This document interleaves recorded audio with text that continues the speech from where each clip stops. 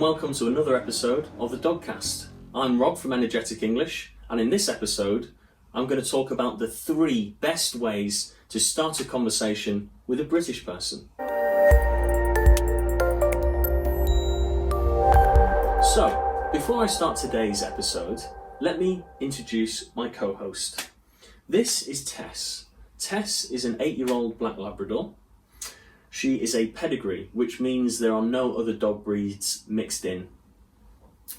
She enjoys, again, long walks on the beach, she loves the water, and she loves playing ball. Her dislikes include cats and being asked to move off the sofa on a night time. So you might be wondering, why have I chosen this topic for an episode? Well, compared to our American cousins, the British are fairly well known for being quite reserved, quite calm, quiet. We keep our opinions to ourselves, and sometimes this can come across as rude or disinterested, and it can make talking to us quite difficult, especially if you're not confident with your English. So, I've decided to put together the 3 best ways to start a conversation with a British person. Obviously, these topics will work whether they are American, Australian, Canadian, or from New Zealand. The first one, you might have guessed, it's animals. Asking someone about their pets is probably one of the best ways to start a conversation with a British person. For example, I could be walking through a park with Tess, and walking the opposite way might be another person just out for a morning stroll. They may stop me and say, "Oh, what a lovely dog. How old is it?" Now, listening for the verbal cue, the person asking me the question doesn't know whether she is a male or female if it's not immediately obvious. So it's perfectly acceptable in this situation to say it. The person will then be listening for a verbal cue from me. I will say, "She is 8 years old." Okay? And from that moment on, you know the gender of the dog. And some other questions might then follow. What breed is she? What does she like to eat? How long have you had her? An important one might be, does she bite? Or can I touch her? Can I stroke her? And of course, I always say, yes, she's fine. Now, this is a really easy way to start a conversation because most dog owners or people with pets want to talk about their animal. So just by asking a few simple questions like, how old are they? What breed is she?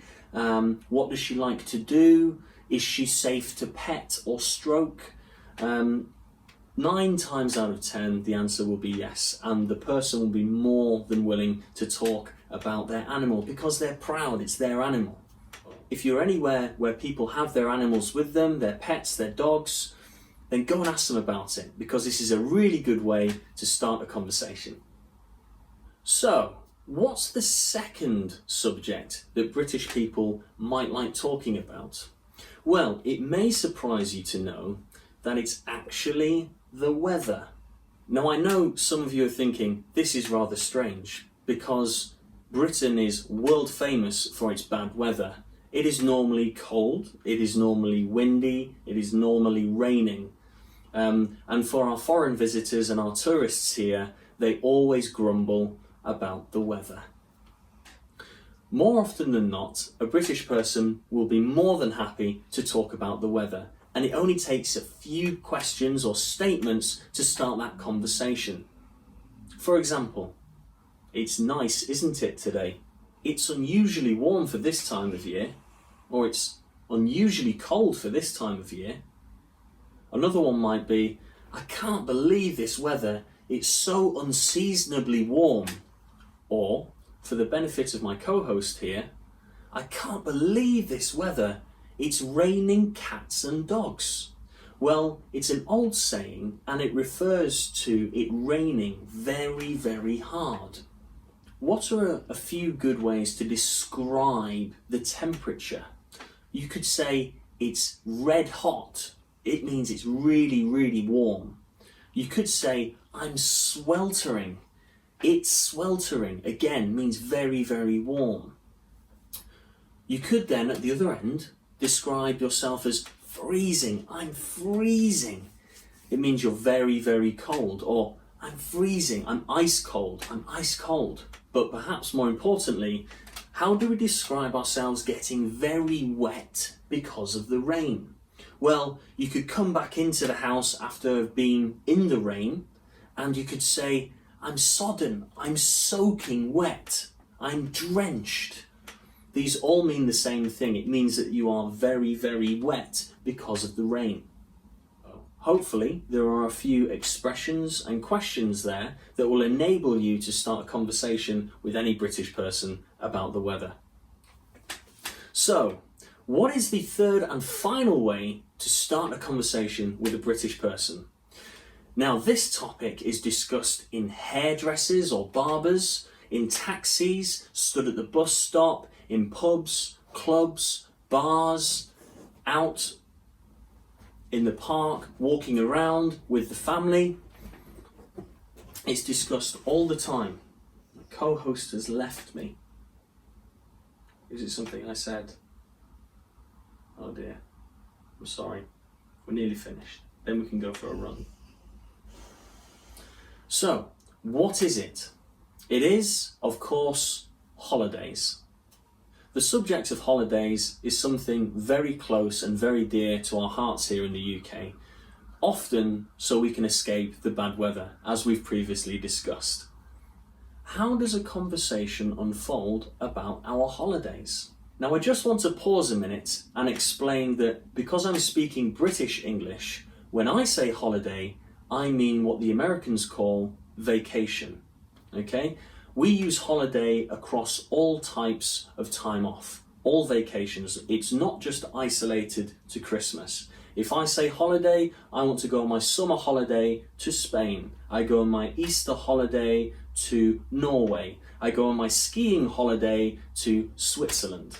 We use the word holiday for all these events. We don't really use vacation. It's not a word that we would use very often in British English. How does a conversation start about holidays? Well, it normally starts in one of two ways. The first one is active questioning. For example, I may go to the barber or the hairdresser and they would ask me, have you been on holiday recently? Or have you got any holidays planned this year? When I offer a destination or a city or a place, for example, yes, I'm going to Barcelona, or yes, I've just been to Barcelona. They may ask me a series of follow-up questions. For example, did you like it? How was the weather? Do you like the food there? Have you been before? Will you go again? As you can see, this method of questioning really stimulates the conversation that flows nicely. The second way of starting a conversation about holidays is actually a bit of a joke in the UK. British people want to talk about their holidays, but they want someone to ask them about their holidays. So, for example, we have John and Barbara. John and Barbara have just been away on holiday. So they may start a conversation with you about their holiday. But the key thing is, they will not tell you where they have been. They will wait to be asked. For example, we've just been away, haven't we, Barbara? We really enjoyed the food. We always go there. We've been going there for 20 years. We love the weather. We've got quite a few friends there as well now. John and Barbara haven't told me where they have been. They are just going to keep talking until I ask them, John, so where is it that you've been all these years? Oh, the Costa del Sol in southern Spain. Great. In the UK, somebody may talk about their holiday without mentioning the destination where they have been until you ask them.